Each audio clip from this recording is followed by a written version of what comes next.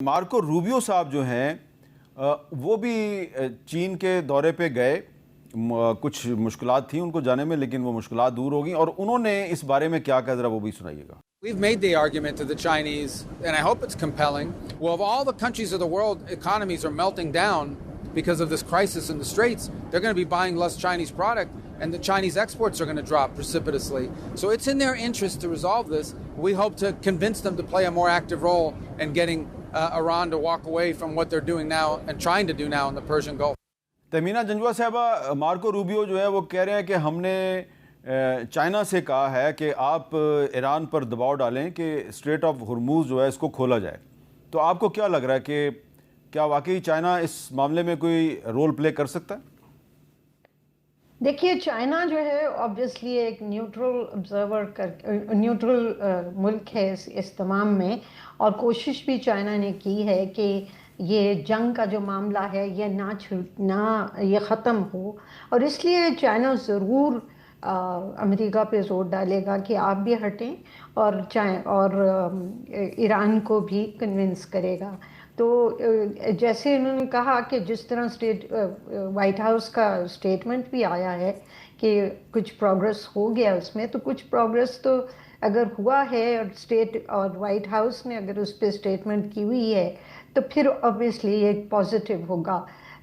Rubio نے یہ کہا تھا کہ روبیو نے بے شک وہ جس طرح آپ نے اس کی اسٹیٹمنٹ کی ہے بتائی ہے کہ اس میں کہا تھا کہ ہم چائنا سے کہیں گے کہ بھائی برائے مہربانی ایرانیوں سے کہیں کہ بھائی وہ کچھ اپنی پوزیشن چینج کرے۔ اب ایران جو ہے وہ اپنی پوزیشن یقیناً ایران جنگ نہیں چاہتا، یہ کلیئرٹی سے بات ہمیں سمجھ آ گئی ہے۔ ایران جنگ نہیں چاہتا، ایران نہیں چاہتا کہ یہ کنفلکچوئل سچویشن بڑھے۔ اس نے بہت نقصان اٹھایا لیکن وہ کھڑا رہا ہے، اور یہ ایک میسیج رہا ہے تمام ریجن کے ممالک کے لیے اور یو ایس کے لیے۔ جو روکنے والے لوگ ہیں وہ اسرائیل ہوں گے، اور اسرائیل دیکھتا ہے کس طرح رسپونڈ کرتا ہے، بیکاز وہ نہیں چاہتا کہ ایران کسی طرح بھی اس پروسیس میں کچھ سکسیس اس کو حاصل ہو۔ جی اچھا، تو جی مشاہد صاحب، یہ جو اس وقت اسرائیل کا ذکر کیا ہے تہمینہ جنجوہ صاحبہ نے، اسرائیل جو ہے اس نے خود ہی ڈسکلوز کر دیا، کلیم کر دیا کہ جی وہ نیتن یاہو صاحب جو ہیں وہ ایک سیکرٹ وزٹ پہ یو اے ای گئے تھے۔ تو یہ دیکھیں، وہ prime minister office of Israel جو ہے اس کی ایک ٹویٹ ہے کہ جی ہم سیکرٹ وزٹ پہ گئے تھے، اور یو اے ای جو ہے اس نے اس کی تردید کر دیا ہے۔ تو یہ آپ کو کیا لگ رہا ہے، کیا گیم کر رہے ہیں نیتن یاہو صاحب جو ہیں وہ مسلم کنٹریز کو آپس میں لڑانے کی کوشش کر رہے ہیں؟ بنیادی مقصد یہ ہے لڑایا جائے، غلط فہمیاں پیدا کی جائیں۔ آپ دیکھ لیں کہ جی 8 مئی کا آرٹیکل ہے شرق الاوسط میں پرنس ترکی الفیصل کا، جو عرب نیوز میں بھی چھپا، عرب نیوز میں بھی چھپا، 9 کو چھپا، اور پہلے عربی میں چھپا۔ اس نے کیا کہا کہ یہ ساری جنگ کا ایک مقصد یہ بھی تھا کہ ایران اور سعودی عربیہ میں لڑائی کرنا نا، اور کہتا ہے وہ ہم نے سازش کو فیل کر دیا، اور اس میں پاکستان کا بھی رول بڑا پازیٹیو رہا ہے۔ ہم نے بھی ایران کو کہا تھا، آپ کو یاد ہے کہ ہاتھ ہولہ رکھیں، اور ایران نے پچھلے 1 مہینے سے کوئی چیز ایسی سعودی عربیہ کے خلاف نہیں کی، اور ان کا کمیونیکیشن چینل بھی ہے۔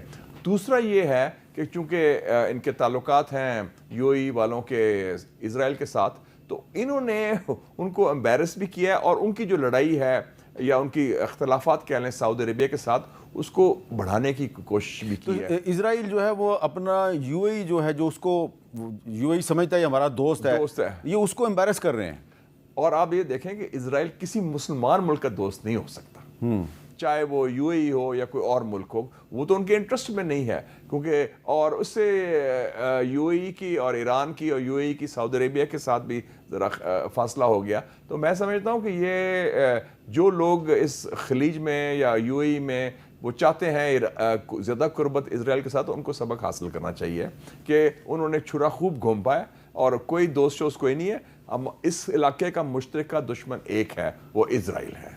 اچھا تہمینہ جنجوہ صاحبہ، ہم دیکھ رہے ہیں کہ یہ ٹرمپ صاحب کا جو چین کا دورہ تھا، اس سے 2-3 دن پہلے امریکن میڈیا میں بھی، انڈین میڈیا میں بھی پاکستان کے خلاف جھوٹی خبروں کا ایک طوفان برپا ہو گیا، اور कोशिश की गई कि जी ये साबित किया जाए कि पाकिस्तान जो है वो एक काबिल एतमाद मीडिएटर नहीं है, और इंडियन मीडिया में भी आर्टिकल्स वैसे ही शाया हो रहे थे, और CBS की जो स्टोरी थी वो भी कुछ यही कह रही थी।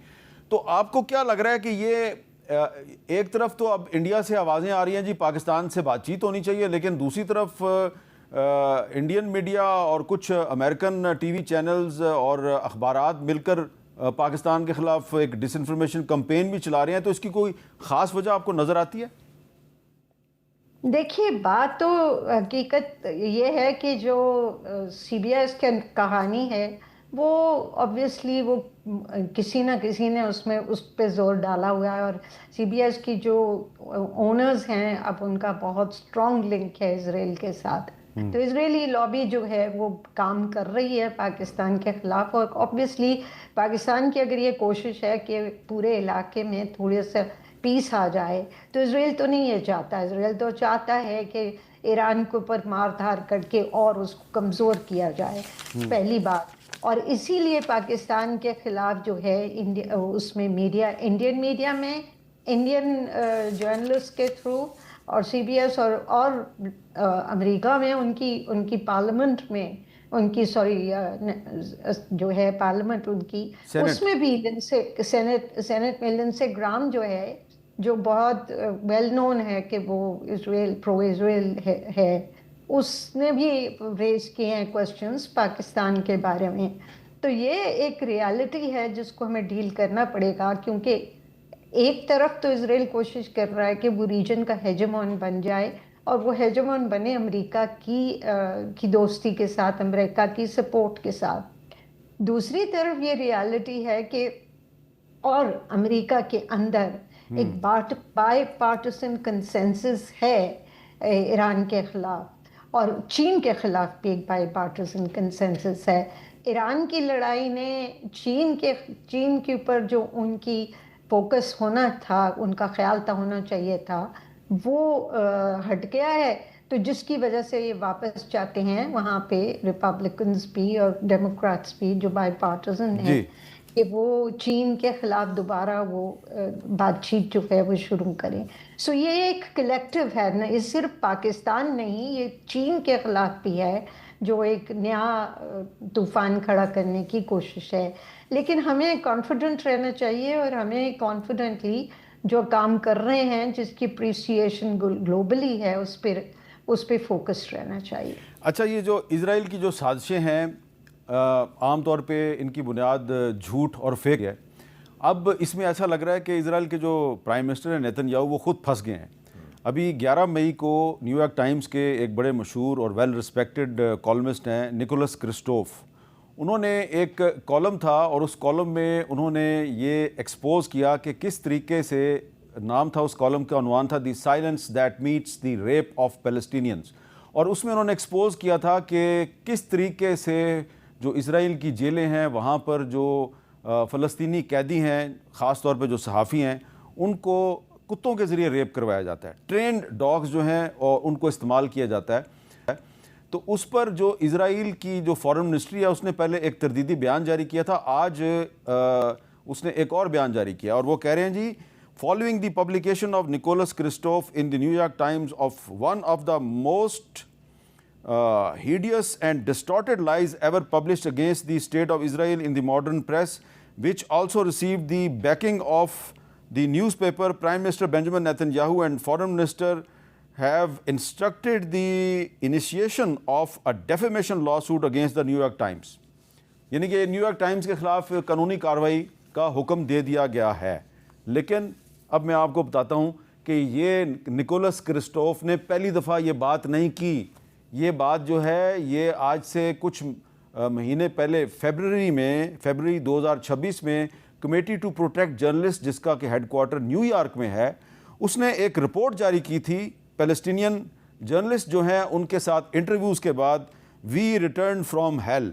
और इस रिपोर्ट में एक जो पैलेस्टीनियन जर्नलिस्ट है जिसका नाम उसामा अल सैयद है, उसने बताया he and other detainees were stripped naked and attacked by trained dogs.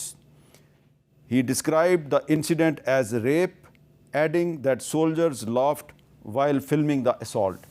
تو پھر اب جو نیتن یاہو ہے اس کو CPJ committee to protect journalist کے خلاف بھی کارروائی کرنی پڑے گی جس کا ہیڈ کوارٹر نیو یارک میں ہے. یہاں پہ ایک بریک لیتے ہیں اور بریک کے بعد ہم بات کریں گے. UN جو ہیومن رائٹس کوآرڈینیٹر نے بھی اس کی تصدیق کر چکی ہیں. جی